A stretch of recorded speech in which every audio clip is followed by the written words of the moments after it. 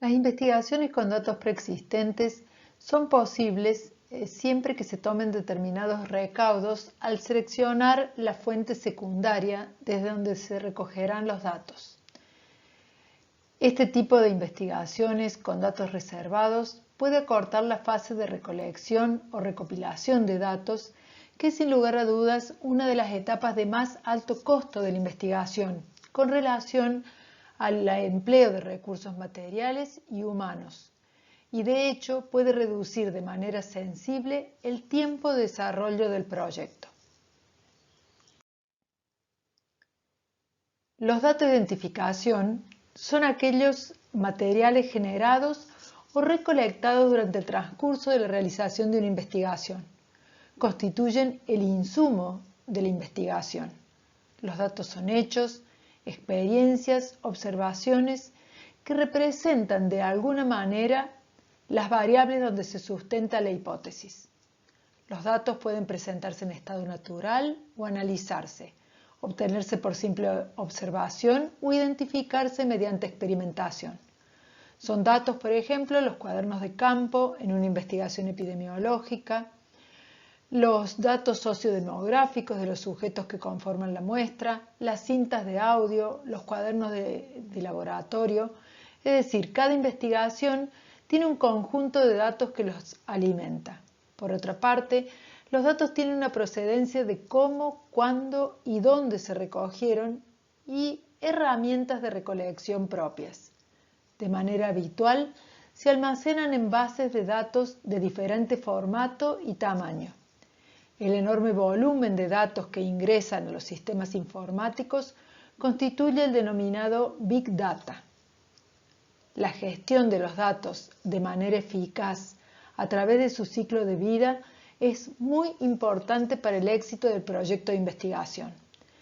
Ciclo de vida se entiende por la suerte de evolución o rueda a través de la cual caminan los datos recolectados, desde su incorporación a la base de datos a través de un determinado plan de gestión, el fenómeno de descripción, procesamiento y archivo, que significa en sí mismo generar los metadatos, una serie de estándares para seleccionarlos, preservarlos y acceder a ellos, y finalmente la forma en que serán compartidos o podrán ser reutilizados, que es justamente el punto al que nos vamos a referir en esta charla.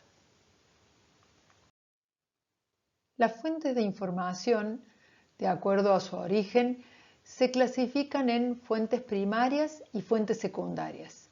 Las fuentes primarias son aquellas en las que los datos provienen directamente de la población o muestra de la población, mientras que las fuentes secundarias son aquellas que parten de datos preelaborados, por ejemplo, datos epidemiológicos de fuentes públicas, como registros de nacimientos. Y para reunir los datos primarios es ideal diseñar un plan que contemple el instrumento de recolección, por ejemplo, encuestas, cuestionarios, la observación directa, definir el tipo de muestreo, básicamente probabilístico o no, y las modalidades de acceso al universo, es decir, la forma en la cual se accederá a la unidad de análisis, de manera directa o a través de una encuesta online. En fin, siempre de acuerdo al diseño planteado, seleccionaremos la forma de recolección de la información. En algunos casos, podemos plantear una forma de acceso directo y luego cambiar a la administración del mismo, por ejemplo, utilizando un cuestionario online. La pandemia COVID-19 provocó no pocos cambios en el diseño de estudios con la forma de acceder a las fuentes primarias de información. Uno de los principales datos más significativos de la pandemia fue el periodo del aislamiento, donde particularmente el contacto con la población en estudio resultaba sumamente difícil y por ello debieron aplicarse modificaciones justamente en las técnicas de muestreo. En cambio, cuando hablamos del caso de las fuentes secundarias, debemos considerar categóricamente 4 preguntas a la hora de seleccionar los datos reservados que usaremos en la investigación. La primera será si la base de datos es pertinente, es decir, si responde a los objetivos de nuestra investigación. Por otra parte, deberemos reconocer si la misma es actual, lo que equivale a decir que reúne contenidos que serán de utilidad para la investigación presente. Ejemplo, si decido estudiar marcadores bioquímicos de insuficiencia cardíaca, no podré seleccionar una base de datos que no incluya el dosaje del NT-proBNP, es decir, del péptido natriurético, cuyo uso comenzó a generalizarse como marcador bioquímico de insuficiencia cardíaca en los últimos 10 años, porque será casi seguro que este dato no estará registrado en una base demasiado antigua. La otra pregunta es si la base de datos es fidedigna, es decir, si la fuente donde obtengo los datos es veraz. Y finalmente, si es confiable, si puedo considerar que los datos han sido recolectados de manera adecuada, cumpliendo los 3 elementos que mencioné justamente para la obtención de datos de la fuente primaria: instrumento de recolección, muestreo y acceso. La investigación con datos preexistentes presenta ventajas, como mencioné al principio, porque el proceso es más rápido, lo que significa una menor inversión de tiempo, pero también de recursos humanos. En muchos casos, es la única forma de desarrollar determinados estudios epidemiológicos en grandes grupos poblacionales. De hecho, prácticamente todos los indicadores de salud poblacional surgen de bases de datos públicas preexistentes: natalidad, mortalidad, prevalencia e incidencia de enfermedades de denuncia obligatoria y otras. Por eso, es muy importante que los profesionales a cargo de llenar documentos primarios nos comprometamos a brindar de manera fidedigna los datos de la enfermedad, por ejemplo, en lo que es el certificado de defunción. Las desventajas de utilizar datos preexistentes para la investigación están asociadas de manera puntual a las preguntas que hicimos para analizar las fuentes de información secundaria. ¿Qué datos se recogieron? ¿Cómo se recolectaron? ¿Son fidedignos y confiables? ¿Y qué tratamiento hubo sobre los datos perdidos?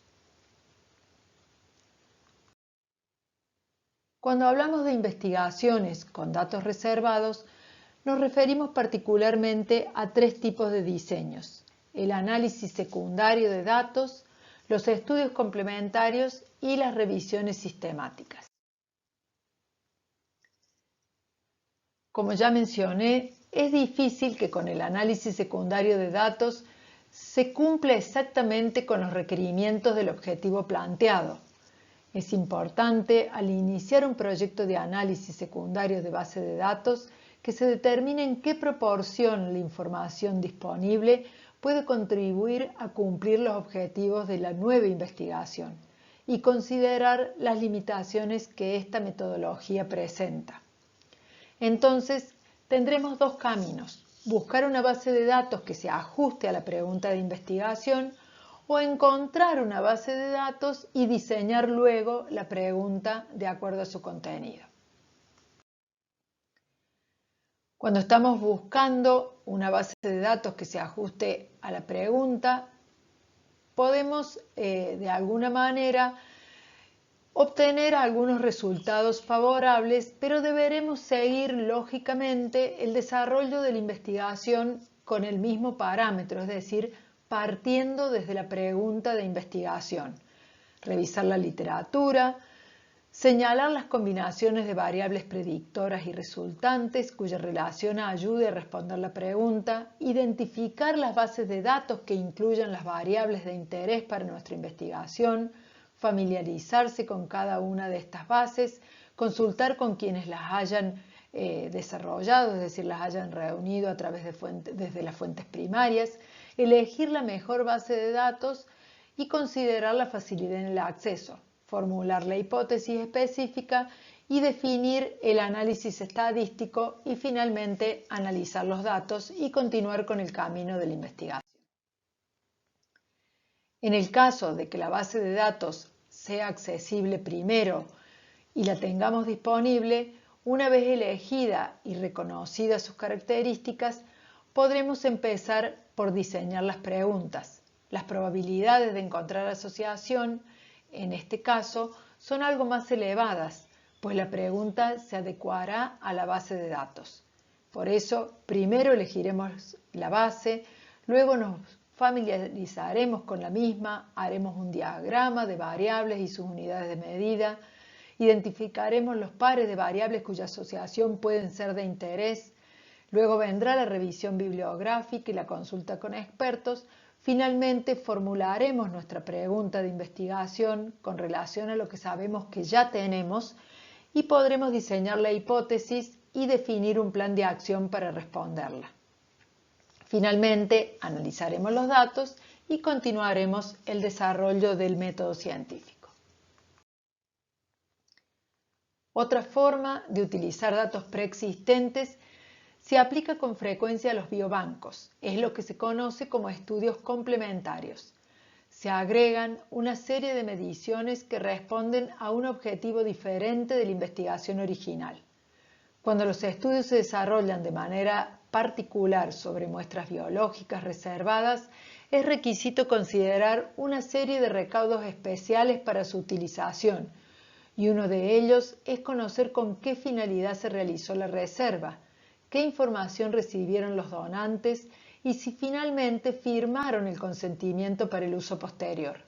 Las muestras biológicas permiten, a diferencia de otro tipo de datos, como la edad, el sexo o el conteo de glóbulos blancos, acceder a la estructura genética de un individuo, que permitiría conocer su identificación personal a través de su huella genética. Es por eso que desde el año 2002 la Asociación Médica Mundial decidió proteger éticamente las bases de datos en salud y biobancos. La última enmienda fue en 2016 a través de la Declaración de Taipei y se la menciona de esta forma como contrapartida a la Declaración de Helsinki, que protege éticamente a los sujetos que participan en investigaciones en salud. Por otra parte, desde hace unos 15 o 20 años comenzó a observarse que la publicación de estudios científicos crecía de manera exponencial. Esta condición complicaba cada vez más el acceso a toda la información disponible sobre un determinado tema, y surgió entonces la idea de recopilar la información a través de una revisión sistemática de la literatura mediante un tipo de estudio analítico. Una revisión sistemática es una evaluación exhaustiva, protocolizada, sistemática y explicativa de la literatura a partir de una pregunta clara de investigación, con una metodología explícita, un análisis crítico de acuerdo a diferentes herramientas y un resumen de la evidencia. Cuando se encuentran en esta revisión datos duros, claros y homogéneos, es posible la realización del análisis estadístico denominado metaanálisis. Las revisiones sistemáticas son investigaciones originales, cuya unidad de análisis son los estudios o investigaciones originales que toman los datos de fuentes primarias, y la revisión sistemática, lógicamente, utiliza estos estudios como fuentes secundarias de información y aplican el método científico para la resolución de una duda planteada. La realización de revisiones sistemáticas, como todo proceso de investigación, requiere de un protocolo bien planteado y debe cumplir los pasos del método científico con algunas mínimas variantes. Lo primero es generar la pregunta de investigación clara y basada en la estrategia PICO, de población, intervención, control, outcomes o desenlace, tal como lo habíamos visto para la pregunta de investigación tradicional. También es necesario aplicar una estrategia de búsqueda de artículos reproducible y preferentemente no limitada a una única base de datos, por ejemplo solo Medline, ni a un idioma en particular. Ya me referiré en la imagen siguiente justamente a la estrategia de búsqueda. Luego es importante localizar y seleccionar los estudios, extraer los datos y evaluar la calidad de la evidencia con una herramienta específica, como podría ser GRADE, aunque algunas plataformas, como Cochrane, brindan también algunas herramientas para la evaluación de la calidad de la evidencia encontrada. Luego corresponde el análisis y presentación de los resultados. Se podrá aplicar el metaanálisis, como mencioné, de acuerdo a la fortaleza de los datos encontrados. Este protocolo, diseñado para realizar la revisión sistemática, debería ser registrado justamente en bases como Cochrane, que es la más conocida, o Campbell, una de las más antiguas, o Prospero, que para que una vez finalizada la investigación pueda ser revisada por pares y establecerse que se cumplió con el plan propuesto. A su vez, las revisiones sistemáticas tienen una forma específica de publicarlas, que es la denominada Prisma. Con respecto a la estrategia de búsqueda, requiere de la revisión del plan inicial y consulta a expertos que muchas veces hará modificar este plan inicial de búsqueda. Se desarrolla al menos con 2 investigadores que están cegados a la selección que cada uno de ellos realiza de diferentes artículos en diferentes bases e idiomas por título y resumen de los artículos indizados. Habitualmente de artículos publicados, aunque en algunas ocasiones podrá recurrirse a bases de datos no publicados, pero con fortaleza adecuada, como puede ser la base OpenGrade. Se crea así un conjunto de artículos potencialmente elegibles para nuestra revisión. Se accede entonces al artículo completo y se procede a una selección final, que deberá sustentarse en la validez interna, el grado de precisión de los resultados y la validez externa o aplicabilidad en la práctica. Si no hubiera acuerdo para la selección, podrá recurrirse a otro investigador para dirimir la cuestión de si un artículo debe o no incluirse en esta revisión sistemática. Finalmente, se listan también los artículos rechazados y se justifica su no inclusión para el análisis. Las revisiones sistemáticas han crecido rápidamente en los últimos años de manera paralela al volumen de información que se publica. Permiten el acceso a información confiable y son imprescindibles para la práctica de una medicina basada en la evidencia como herramienta fundamental para la toma de decisiones médicas, pues conforman el mayor grado de evidencia científica, tal como puede observarse en el gráfico de la derecha, donde se muestra la jerarquía de la evidencia. Sin embargo, para que esto se cumpla, es necesario que se hayan aplicado criterios de selección de estudios que sean adecuados, porque cuanto mayor sea la fortaleza del estudio que se utiliza para incluir en la revisión sistemática, más importante será el nivel o la jerarquía de evidencia que obtengamos a través de la revisión y, lógicamente, será necesario aplicar el metaanálisis para informar sus resultados y terminar de construir su jerarquía como contribución a la medicina basada en la evidencia. Por último, me voy a referir brevemente a los datos médicos que se almacenan en grandes bases de datos conocidos como macrodatos o Big Data. Los datos médicos tradicionales son principalmente originados en el sistema de salud, habitualmente desde los registros médicos electrónicos. Estos datos se reservan con la finalidad de la atención de los pacientes. Por ello es importante considerar que los sujetos propietarios de estos datos, los propios pacientes, deberían brindar su consentimiento para el uso de estos datos con una finalidad distinta a la práctica clínica. Pero más allá del planteo ético y legal de la cuestión, es cada vez mayor el almacenamiento de datos en salud, a los que se suman los datos de las redes sociales, de cómo los individuos utilizan diferentes herramientas para mejorar su estado de salud, o el empleo de aplicaciones que también registran este tipo de datos sensibles.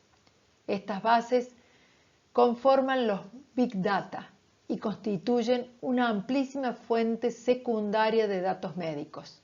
Aunque se discutan los límites que aplican a su uso, resulta innegable el beneficio potencial y en parte ya demostrado por investigaciones con estos datos y de manera particular en la identificación de factores de riesgo modificables y el diseño de intervenciones para la prevención de las enfermedades justamente asociadas a estos factores. Muchas gracias por su atención.